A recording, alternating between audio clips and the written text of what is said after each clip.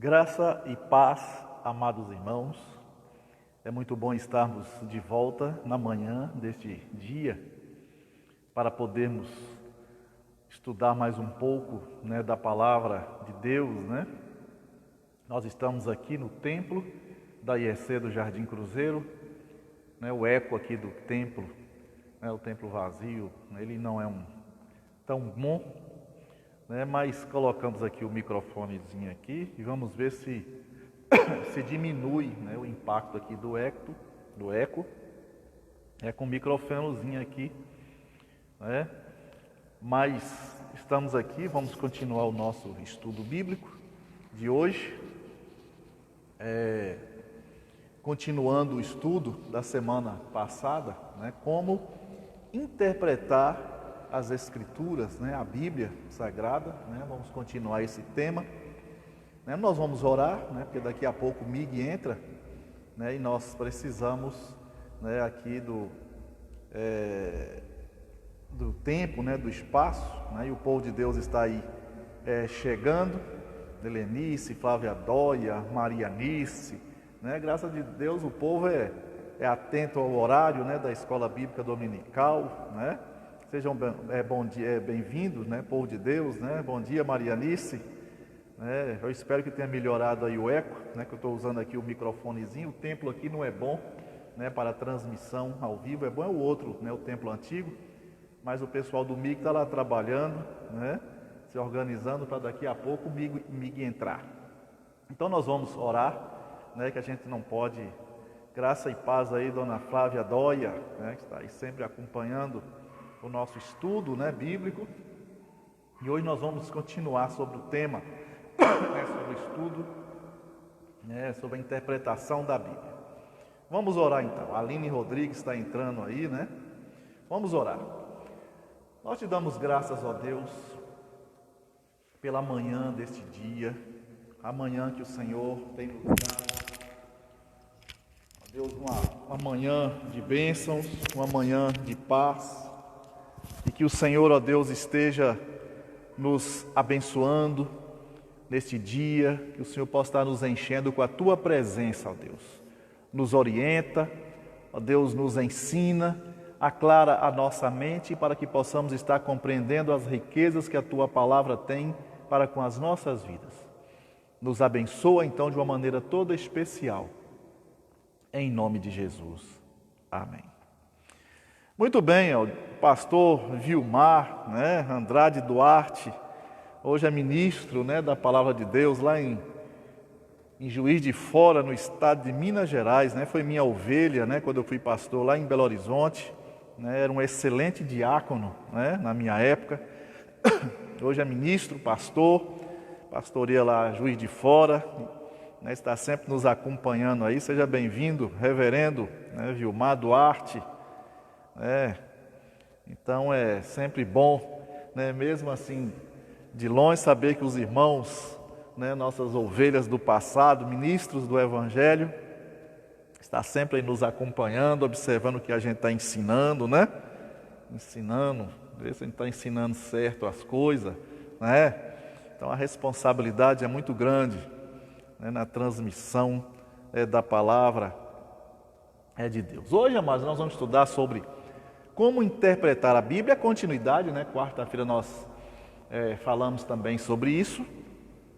E vamos continuar, A questão da interpretação das Escrituras é importante, Porque alguém já disse, falamos isso também quarta-feira, que a Bíblia é a mãe das heresias, Todas as heresias, elas saem da própria Bíblia, E são tantos ensinos, Tantas coisas que saem com o nome das Escrituras, Então, que é um problema muito, muito sério, Mas a igreja congregacional, ela tem compromisso com a interpretação das Escrituras, com o ensino das Escrituras.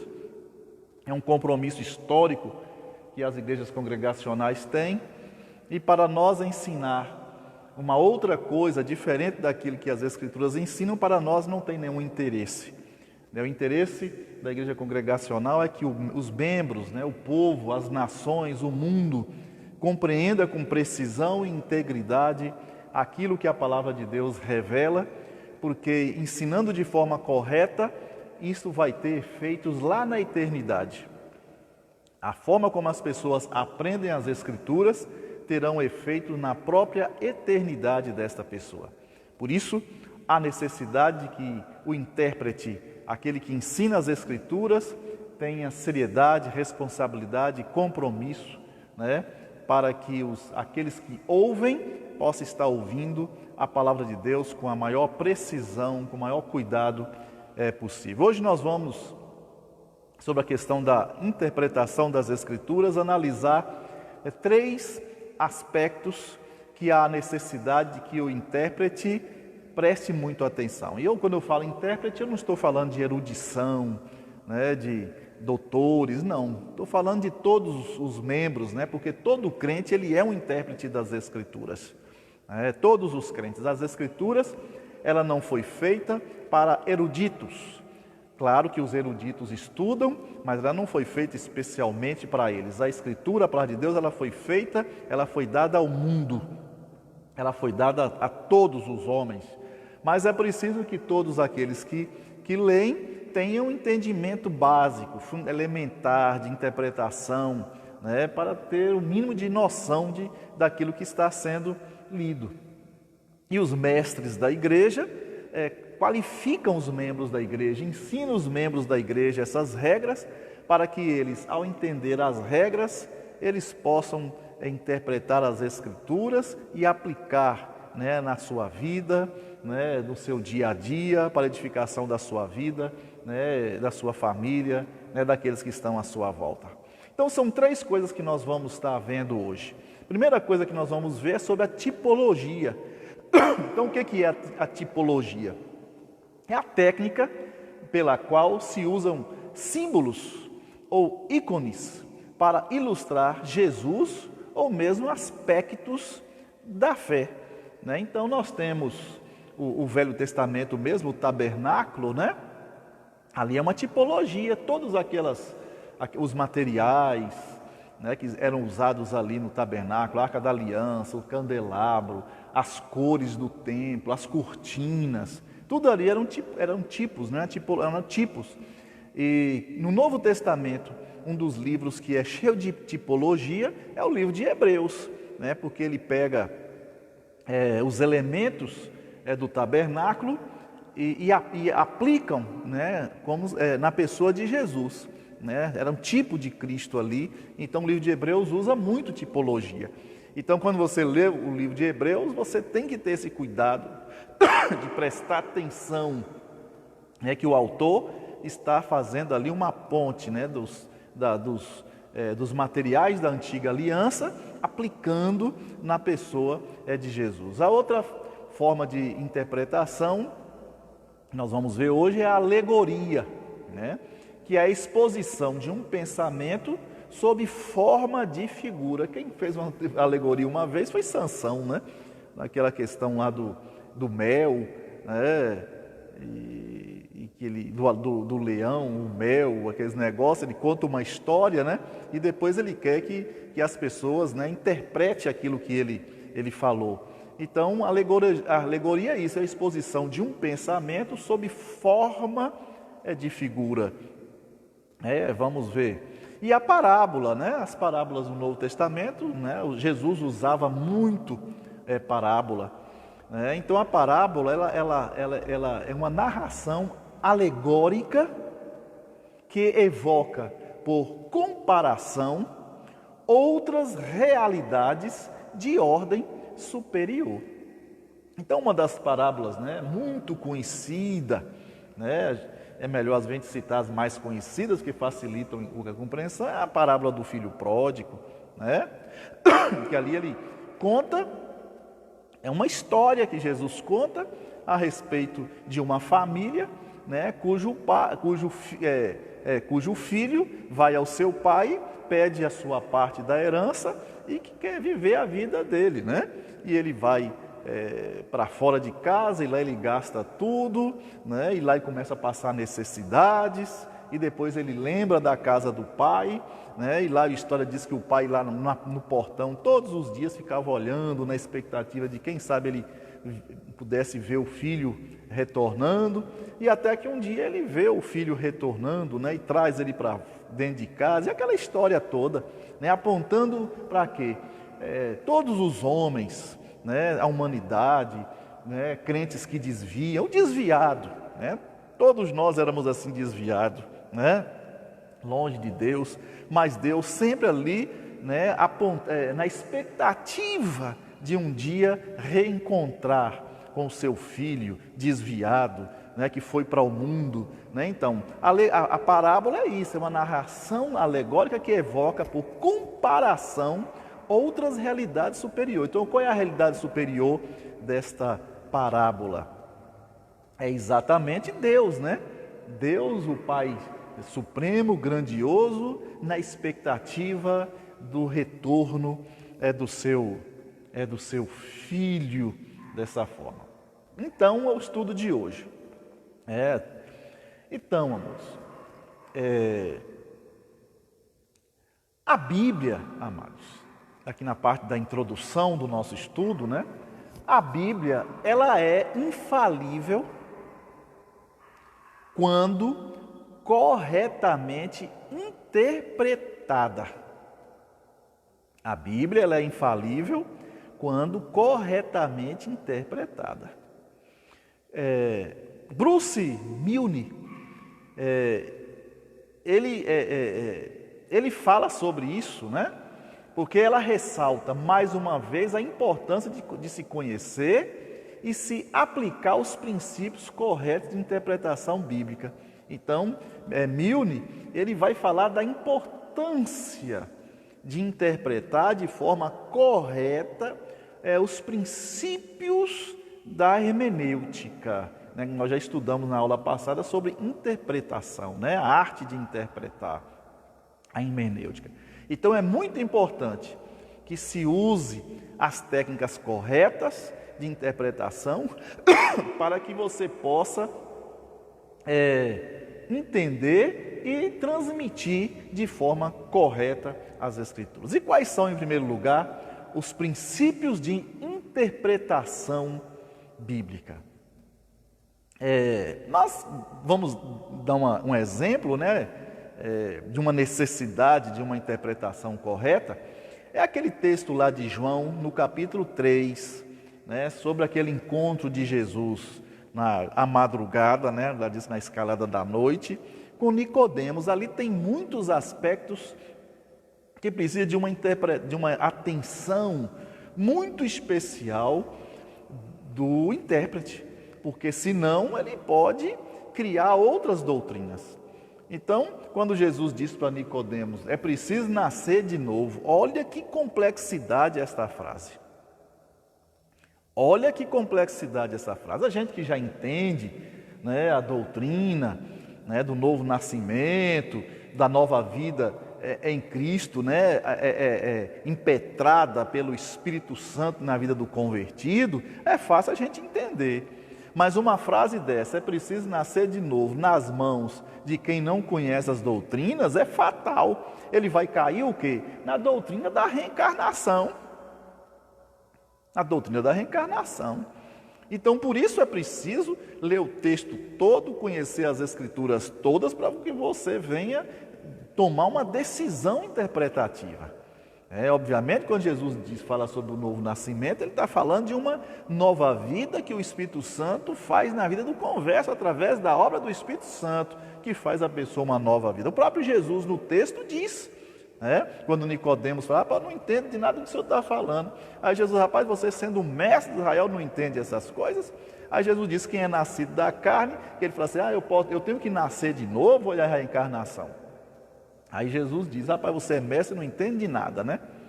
Quem nasce da carne é da carne, quem nasce do Espírito é do Espírito. Quer dizer, Jesus está falando de uma nova vida espiritual.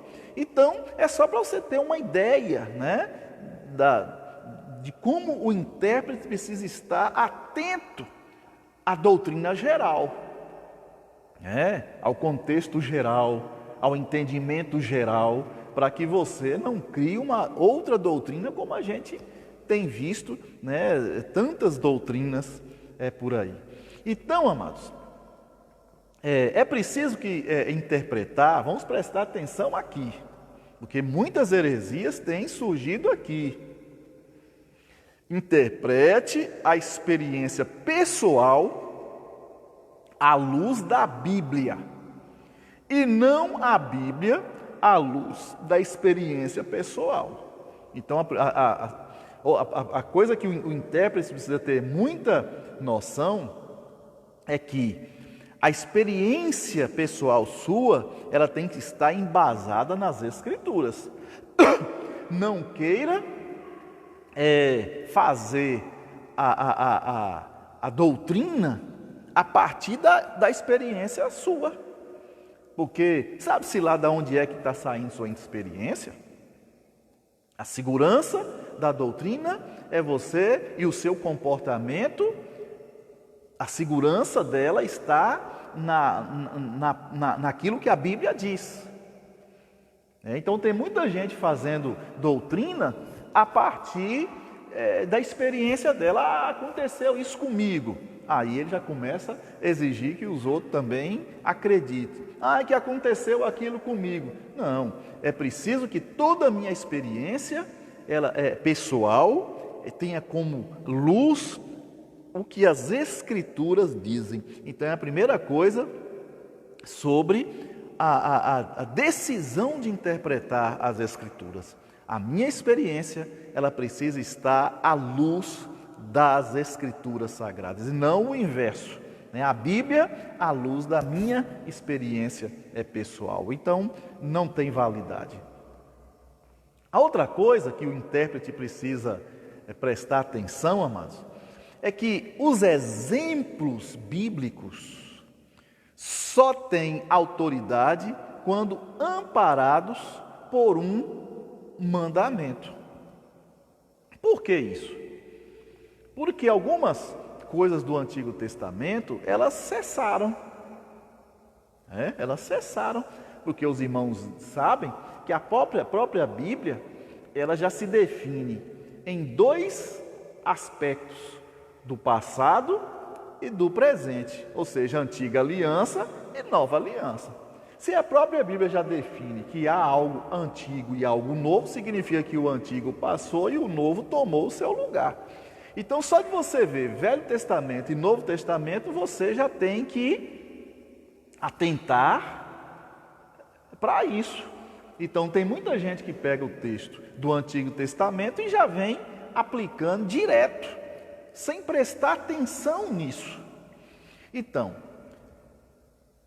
quando é que no Novo Testamento algo do Antigo Testamento tem validade? É quando o próprio Novo Testamento já define como validade. Então, é aquele princípio que a própria Bíblia, ela interpreta a própria Bíblia. Então, os exemplos do Antigo Testamento, elas precisam ter um mandamento. O mandamento de quem? De Jesus, dos apóstolos.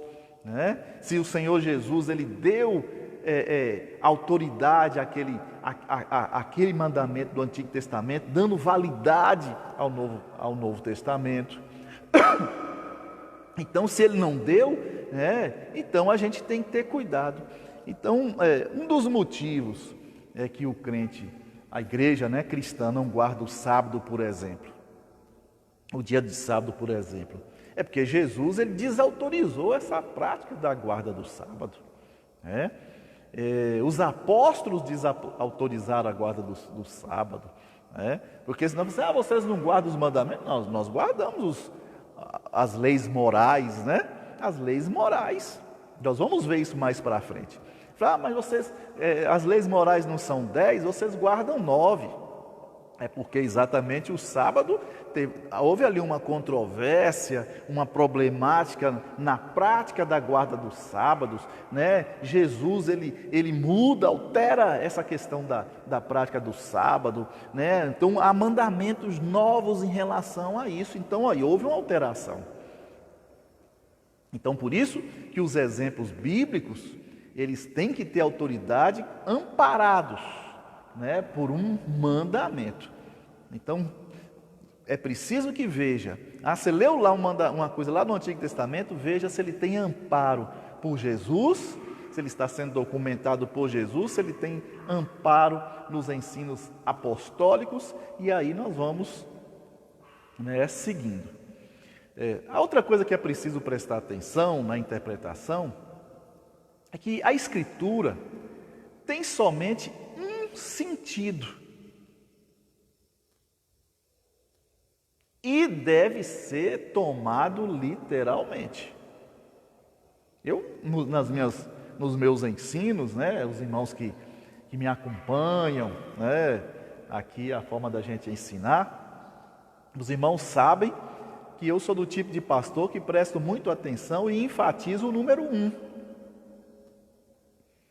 Nosso Deus é o Deus de um. Quando você vê uma doutrina que tem 2, 3, 4, 5 mais, você tem que ficar desconfiado.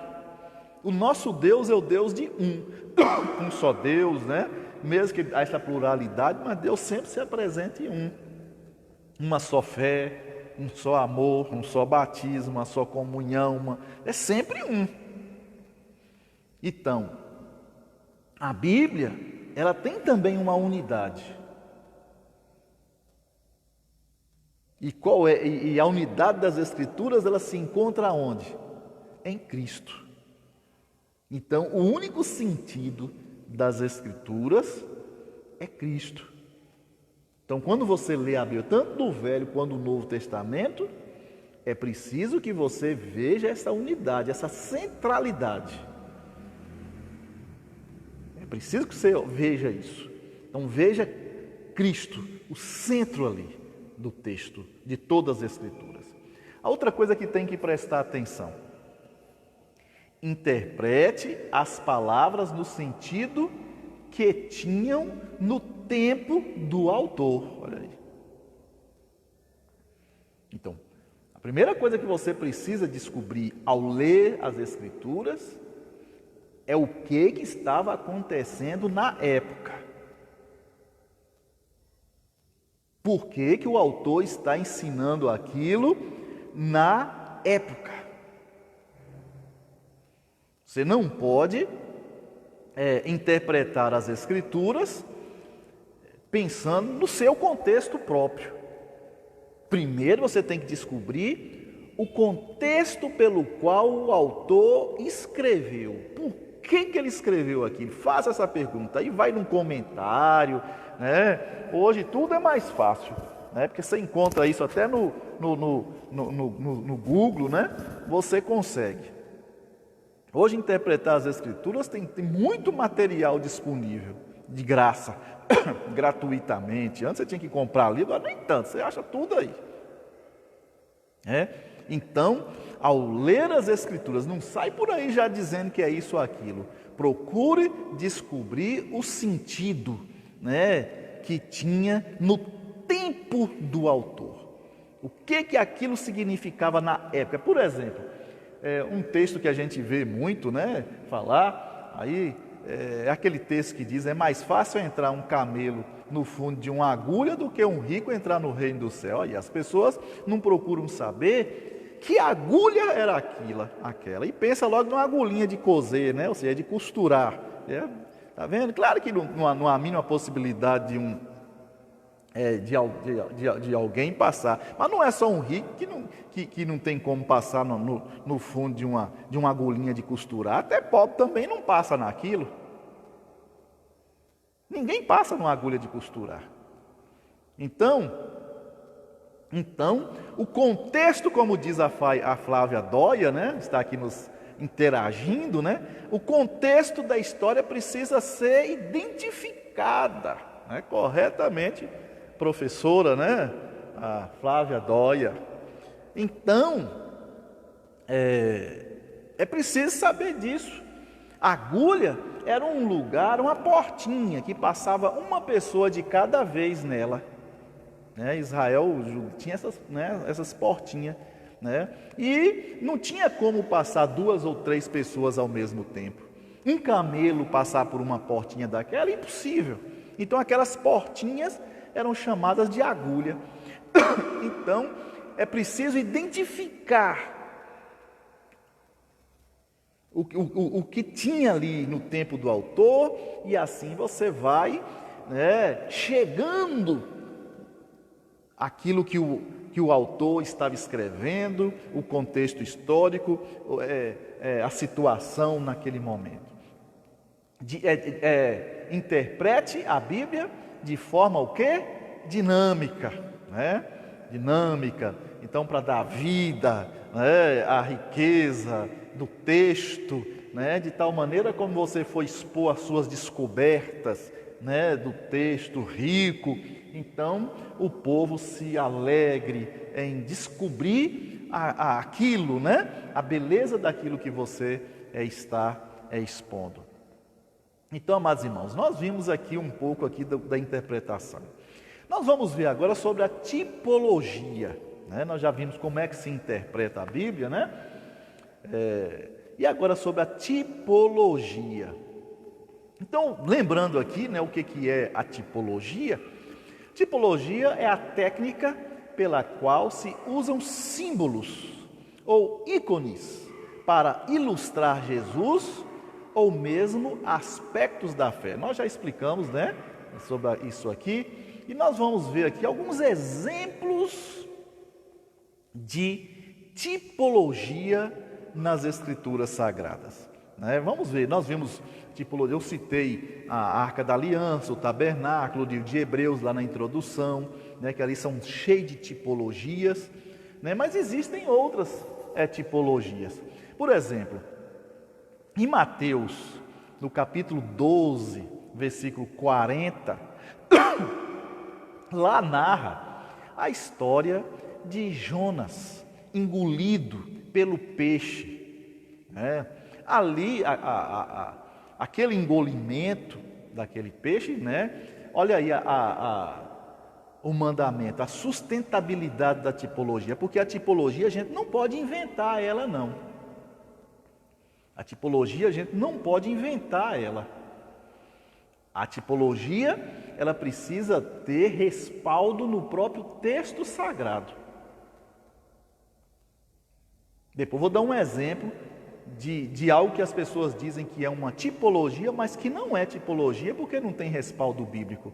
A gente vê algumas pessoas dando como tipo, mas não tem respaldo. Nós vamos ver, mas vamos ver primeiro aqui, esse aqui, né, de Mateus 12, 40, Jonas engolido pelo peixe. Aí em Mateus 12, 40 diz que esse ato apontava para os 3 dias em que Jesus ficaria sepultado. Então virou uma tipologia, por quê? Porque ele tem embasamento aí em Cristo. Cristo diz que é uma tipologia. Então virou uma tipologia. Em João, no capítulo 1, versículo 29, fala também sobre o cordeiro usado na Páscoa. Então, o cordeiro usado na Páscoa apontava para Cristo, o Cordeiro de Deus. Olha, uma tipologia. Uma tipologia. João, no capítulo 3, verso 14, lá fala sobre a serpente que Moisés levantou no deserto. Eu não estou indo lá nos textos, porque eu estou entendendo, o objetivo não é ir lá no texto lá, né? Mas é estudar tipologia, entendendo que os irmãos já conhecem, né? Então a serpente que Moisés levantou no deserto apontava para a crucificação de Jesus. Olha, uma tipologia. Então aquela serpente que foi levantada era um tipo do Cristo que seria crucificado, né? Muito importante. Em 1 Coríntios, no capítulo 5, os versos 6 a 8, lá registra a primeira Páscoa. Essa primeira Páscoa era também uma ilustração, olha, um tipo do que Cristo seria, de que Cristo seria a nossa Páscoa. A Páscoa era o quê? Foi o dia que o povo foi liberto lá do Egito. Então, aquela libertação do Egito, tirada do povo do Egito, Paulo escrevendo aos 1 Coríntios no capítulo 5, né, 6 a 8, diz que aquela Páscoa apontava, quer dizer, era um tipo da verdadeira libertação que o nós teríamos em Cristo, né, por intermédio da cruz. Então é a tipologia. Em 1 Coríntios, no capítulo 10, de 1 a 11, 1 Coríntios, no capítulo 10, de 1 a 11, a conduta de Israel no deserto era um exemplo de certos aspectos da vida cristã. Então a conduta do povo ali naquela caminhada do deserto, os irmãos conhecem aquela problemática toda, né? As quedas do povo, aquela história toda, apontava para a caminhada do povo na vida cristã até chegar no céu, né? Que a gente vai e cai, levanta, e é uma confusão danada, né? Na nossa vida como crente. Um dia nós estamos com a fé lá em cima, outro dia nós estamos com a fé cá embaixo, né? E aquela caminhada do povo do deserto, 1 Coríntios 10, de 1 a 11, Paulo diz que era um tipo da verdadeira caminhada que nós cristãos teríamos até chegarmos lá no céu. Hebreus, no capítulo 8, de 1 a 13, o tabernáculo, nós já falamos isso, né, lá na introdução. O tabernáculo era a tipificação de Cristo, da sua encarnação até a sua glorificação. Hebreus 8, de 1 a 13. Esse estudo, ele vai ser depois, né, colocado lá no YouTube da IEC, né, do Jardim Cruzeiro. Os irmãos poderão encontrar lá depois e revisar esse estudo, né, que é uma aula muito importante.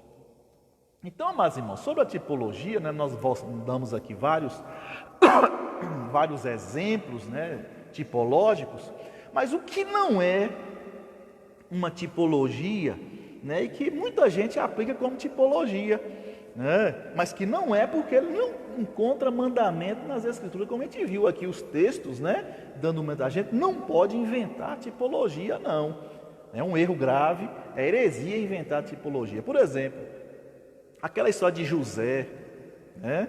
A história de José, né? Tem muitas coisas no que aconteceram com José que se assemelhava com Cristo, mas não há nas Escrituras nenhum mandamento de que José era um tipo de Cristo, não há. Davi já tem textos que apontam Davi como tipo de Cristo. Davi era um tipo, né? O messianismo de Jesus, né?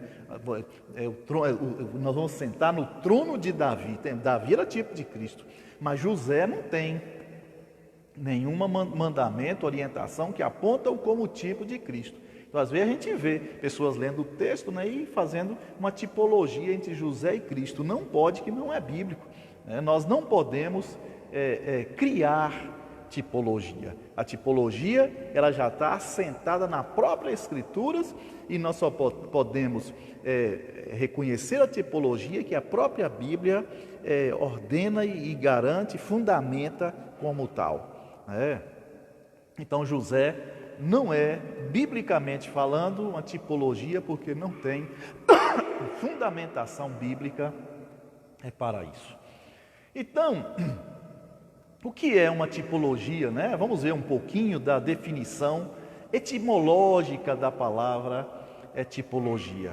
Então, tipologia, ela vem de duas palavras gregas, né?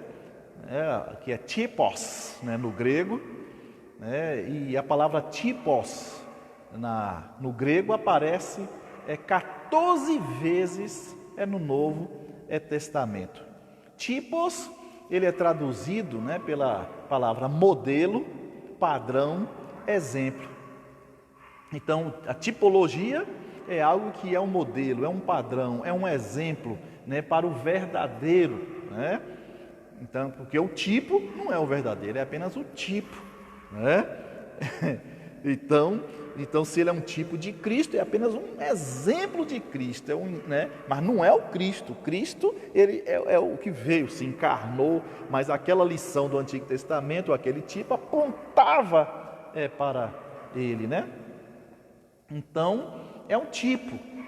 E quais são, então, as características dos tipos?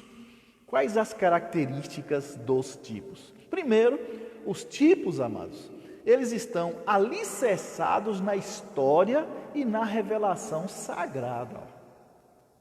Então, todos os tipos, eles estão alicerçados, fundamentados, tanto na história como na revelação sagrada. Veja que o tipo ele está imbuído, embutido dentro do próprio texto, né, sagrado.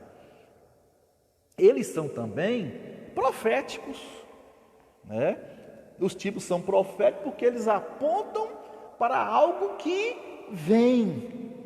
Então, quando a gente lê, estuda o Antigo Testamento, a Arca da Aliança, tudo ali era uma profecia de quê? Do verdadeiro templo, do verdadeiro tabernáculo que viria, que seria erguido com Cristo. Por isso que ele é profético. Os tipos então, é a mensagem profética. Quando o Jonas lá foi engolido pelo peixe, Jesus disse que ali era uma mensagem profética, que apontava para quem? Para o Cristo que seria engolido pela morte e que ele ia ser o quê? Ressuscitado no terceiro dia. Aí, uma mensagem profética. Então, os tipos, eles são também mensagens proféticos, que ele aponta para uma realidade, né, do futuro. Os tipos. A outra coisa que da característica da tipologia é que a tipologia faz parte integral da história sagrada e da doutrina cristã. Não foram inventados posteriormente por rabinos ou místicos. Então a tipologia, ela faz parte da história sagrada e da doutrina cristã. Não foi inventada, né, por rabinos, por místicos, mas ela está dentro do próprio texto sagrado. A outra característica do tipo é que o tipo, ele é sempre cristocêntrico. Os tipos são sempre cristocêntrico. Então, Cristo, ele é o motivo da tipologia. A tipologia apontava para o Cristo. Tanto ali do Antigo Testamento, o tabernáculo, aqueles símbolos materiais, roupas, cores, mesa, candelabro, arca da aliança, as coisas que estavam dentro da arca da aliança, né? A lei, o maná, né?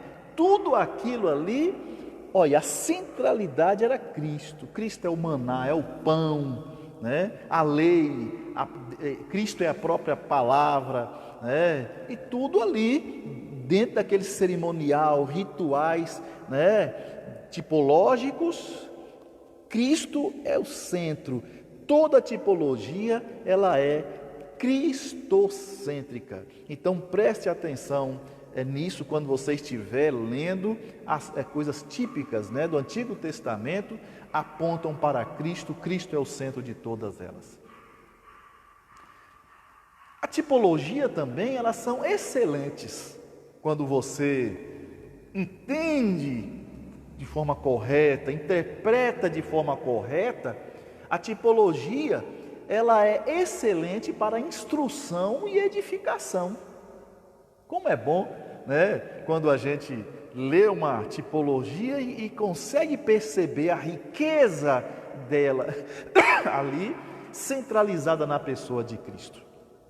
Então, cada tipo provê uma espécie de janela que permite a entrada de luz sobre o assunto ventilado. Então, a tipologia é exatamente uma janela. Quando você abre ela, então ela dá uma luz, né, para o assunto, e na medida que você vai prestando atenção no tipo, você vai então sendo enriquecido pela riqueza, a grandeza da revelação maior que está ali naquela tipologia. E a carta aos Hebreus é o supremo exemplo, né, de como funcionam os tipos bíblicos. Então, quando você estiver lendo o livro aos Hebreus, Tem gente que fala assim, o livro de Hebreus é difícil. Não, é o livro mais fácil das Escrituras, é o livro de Hebreus. É só você centralizar Cristo ali, em tudo ali. Vê Cristo ali dentro do texto. Aí você vai ver que tudo ali é Cristo, é Cristo, é Cristo. E é um exemplo clássico da riqueza, da tipologia. Então, vamos ver alguns exemplos então de tipologia, Então, um dos exemplos clássicos de tipologia está lá em Romanos, no capítulo 5, os versos 12 a 21. Quando lá o apóstolo Paulo vai dizer que Cristo tornou-se o segundo Adão. Cristo tornou-se o segundo Adão. Então, é o velho Adão da queda e o novo Adão da vida. O Adão que não pecou, o Adão que pecou e o novo Adão, que consegue viver nesse mundo sem pecar. Está lá então. Então significa que o velho Adão era o tipo do verdadeiro Adão que viria, Cristo Jesus. 1 Coríntios 5, 6 a 8, Paulo vai dizer que a primeira Páscoa ilustrava Cristo, aí, uma tipologia, Então a Páscoa apontava para Cristo. João 1, 29, o apóstolo Paulo, o evangelista João vai dizer que o Cordeiro Pascual antecipava o Cordeiro de Deus. 1 Coríntios 10, de 1 a 11, Israel no deserto tipificava os aspectos da vida cristã. E Hebreus, como nós já vimos. Então nós vimos sobre a tipologia. Agora vamos ver um pouco, amados, sobre a alegoria, que nosso tempo já está andando aí, sobre a alegoria. Alegoria é a exposição de um pensamento sob forma figurada. Então, alegoria vem do grego alegoreu. Então, alegoreu no grego significa falar simbolicamente. É um simbolismo. É a narrativa em que as pessoas representam ideias ou princípios. As narrativas bíblicas são histórias verídicas e não alegóricas. Então, temos, no entanto, uma aplicação alegórica feita pelo apóstolo Paulo em Gálatas 4, 21 a 31. Então, em Gálatas 4, Paulo vai fazer uma alegoria nos versos 21 a 31. Portanto, em Gálatas 4, 24, encontra-se a única referência em que a palavra alegoria aparece em toda a Bíblia. Então, em Gálatas 4, 24, a palavra alegoria vem pela primeira vez ser dita.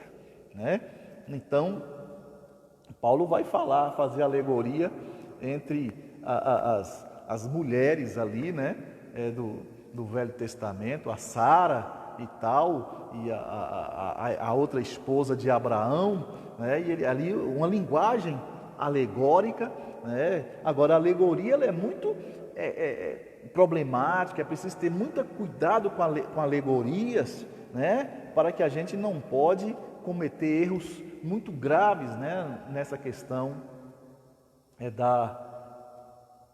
da alegoria. Então, esse texto de Gálatas 4, 21, nós temos aí essa aplicação alegórica feita pelo apóstolo Paulo, e ela é muito pouco usada. Práticas alegóricas, elas são muito pouco usadas no Novo Testamento, mas nós vemos aqui o apóstolo Paulo usando aqui de uma forma muito única, poucas vezes, porque a alegoria ela é mais complexa, ela é mais perigosa na aplicação dela, e Paulo usa apenas dessa vez aqui. Aí vem as parábolas. O que é uma parábola?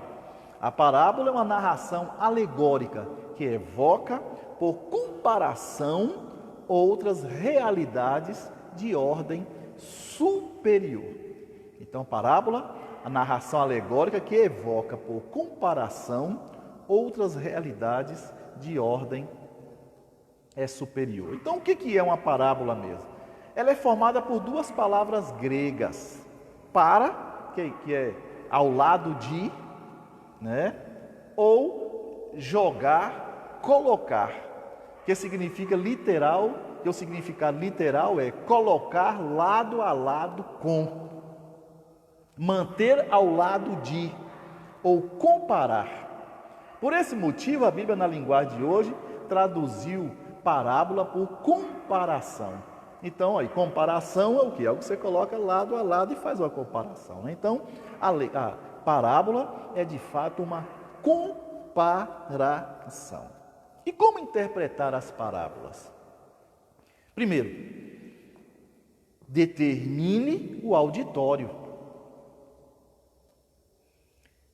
Quem são as pessoas que Jesus está emitindo a parábola?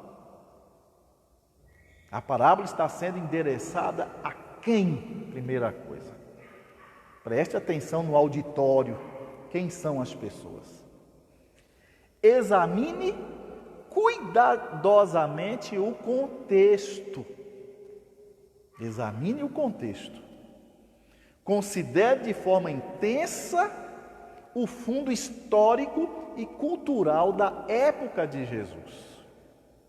Determine qual a única decisão ou reação o auditório original foi levado a tomar quando ela originalmente foi contada. Qual foi a reação do auditório ao ouvir aquela parábola? Preste atenção ao prólogo e ao epílogo, ou seja, como a parábola começa e como ela termina. Presta atenção nisso, como ela começa e como ela termina. Interprete todos os termos da parábola. Preste atenção nela toda. Tá certo, gente? Então, a conclusão, que nosso tempo já está chegando ao final, e o pessoal do BIC está precisando aqui dos equipamentos. A interpretação bíblica é uma tarefa para todos. Deus deseja que todos os homens cheguem ao pleno conhecimento da verdade. 1 Timóteo 2,4, tá vendo? Então, por isso a interpretação é importante, para que as pessoas tenham o pleno conhecimento da verdade, não verdade inventada pelos homens que interpretaram errado. E certamente eles não farão isso sem manejar bem a palavra da verdade, 2 Timóteo 2,15. Então, quem não maneja bem a palavra não vai interpretar corretamente para que o povo venha conhecer verdadeiramente a palavra. Portanto, os princípios de interpretação bíblica são essenciais para a compreensão das Escrituras. A partir de agora, então, aplique os mesmos em seus estudos bíblicos, né? Esse estudo aqui, essa aula que nós estamos dando hoje, ela vai lá para o YouTube, né? Daqui a pouco chega lá. Então, os princípios de interpretação bíblica são essenciais para a compreensão das Escrituras. A partir de agora, aplique os mesmos em seus estudos bíblicos e muitas coisas que você antes não entendia começarão a ficar mais claros. Então, bons estudos para todos vocês.